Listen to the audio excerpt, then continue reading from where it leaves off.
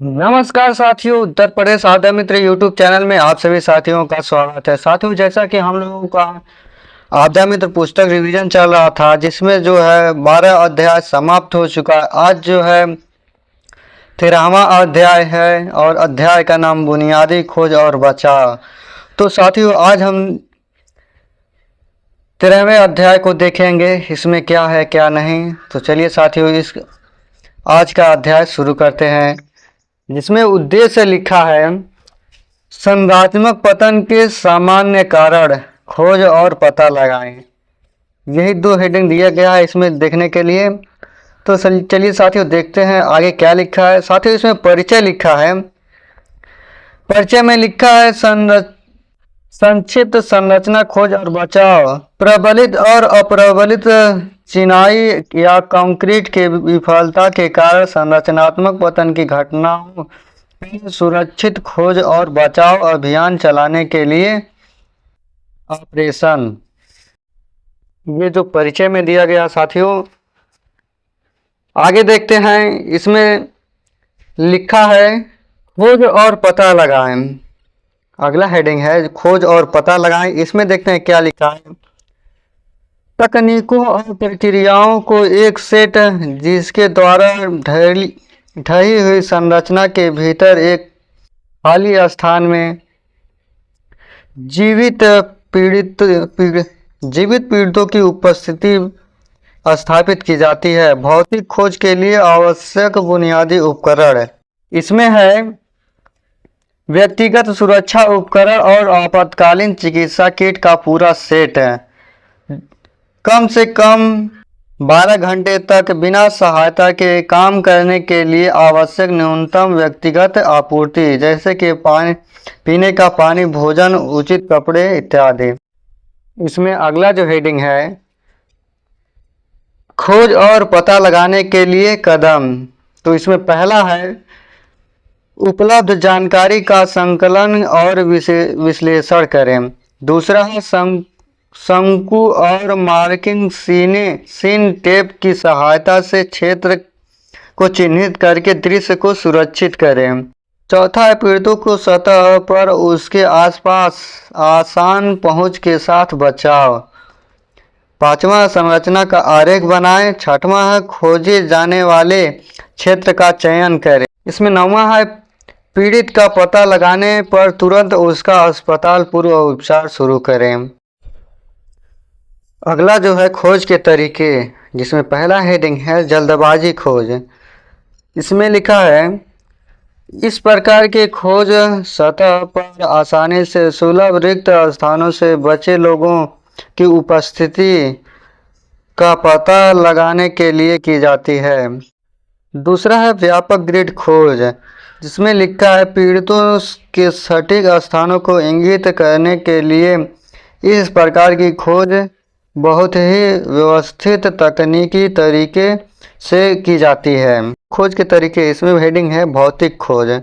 इसमें लिखा है भौतिक खोज कार्यों में विशेषज्ञ या अद्वितीय महंगे उपकरण की आवश्यकता नहीं होती है। इन्हें केवल भावना और कुछ स्थापित प्रक्रियाओं की आवश्यकता होती है।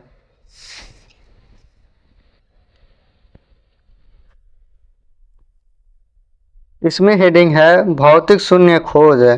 ज़्यादातर इसमें लिखा है ज़्यादातर घटनाओं में जब एक विशेष बचाव दल आते हैं, तब पड़ोसियों, राहगीरों या पहले उत्तराधिकारियों द्वारा एक बुनियादी भौतिक खोज की जाती है। प्रशिक्षित आपदा मित्र स्थानीय संसाधनों की सहायता से इस प्रकार की खोज में सहायक हो सकते हैं। जिसमें लिखा है हेडिंग भौतिक शून्य खोज के नुकसान। इसमें देख लेते हैं थोड़ा। पहला बिंदु है आमतौर पर केवल सतह और आसानी से सुलभ पीड़ित अवस्थित होंगे। दिन के उजाले के दौरान रणनीति सबसे प्रभावित है। खोज कर्मियों के लिए निकटता खतरनाक हो सकती है। जिसमें कुछ संरचनाएं दी गई हैं। इसमें लिखा है वी शेप कोलैप्स दूसरा है पैनकेक कोलैप्स, तीसरा है लेन टू कोलैप्स, चौथा कैंटिलीवर कोलैप्स। इसमें अगला हेडिंग है खोज विधि प्रक्रिया, जिसमें लिखा है दक्षिणावर्ती या एंटीक्लॉक दिशा में ढह गई संरचना के आसपास प्रत्येक खोजकर्ताओं जोर से या मेगाफोन से एक साथ कहते हैं, अगर कोई मेरी आवाज़ सुन रहा है तो मदद के लिए पुकारे, अन्यथा किसी ठोस वस्तु पर 5 बार प्रहार करें। इसमें आगे लिखा है सभी खोजकर्ताओं के लिए किसी भी संभावित प्रक्रिया की दिशा में सुनने और इंगित करने की यदि एक से अधिक खोजकर्ता ध्वनि सुनते हैं तो वे जिस दिशा में इंगित करते हैं वह ध्वनि के स्रोत पर त्रिकोणीय होगा। यह उन व्यक्तिगत नोटों पर ध्यान दिया जाना चाहिए जो प्रत्येक बचाव दल बनाते हैं, जो त्रिकोणीय बनाए हुए हैं। कुछ चित्र इस प्रकार है, एक बचाव करता है यहाँ पर और एक बचाव करता है यहाँ पर और एक यहाँ पर यहाँ पर। ये अपने से त्रिकोणीय जो आवाज़ सुने हैं वहाँ से अपना त्रिकोणीय चित्र बनाए हैं और संभव हो सकता है कि वह व्यक्ति यहाँ पर फंसा हुआ है। ये जो चित्र के माध्यम से यही बताने का प्रयास कर रहा है और जो इसमें लिखा था वो यही लिखा था। अगला देखते हैं कई कमरों के लिए भौतिक खोज पर्यटन। कई कमरों के लिए खोज के लिए मूल्य निर्देश दाएं और जाओ दाएं रहो, जिसमें यहाँ से एंट्री किया है दाएं जा रहा है, दाएं दाएं बने रहें और इस तरह से एक कमरे से दूसरे कमरे में, दूसरे से तीसरे कमरे में दाएं रहो, तीसरे चौथे कमरे में से दाएं रहो और इस तरह से बाहर निकल गया है। जिसमें लिखा है कि संरचना में प्रवेश करने के बाद दाईं ओर मुड़ें, सहित दीवार के संपर्क में रहें। शारीरिक रूप से देखने में जब तक पूरे सुलभ क्षेत्र की खोज नहीं की गई हो और टीम शुरुआती बिंदु पर लौट आए, यदि खोज टीम को बाहर निकालने की आवश्यकता है और वे दर्ज की गई दिशा को याद नहीं कर सकते तो बस चारों ओर मुड़ें और एक ही दीवार के संपर्क में रहें, या तो शारीरिक या देखने में इसे अपने बाईं ओर रखें। इसमें अगला हेडिंग है बड़े खुले क्षेत्र लाइन खोज है, जिसमें लिखा है 3 से 4 मीटर की दूरी पर खुले क्षेत्र में एक सीधी रेखा में खोज टीम के सदस्य को फैलाएं। धीरे धीरे पूरे मलबे क्षेत्र में दूसरी तरफ चलें।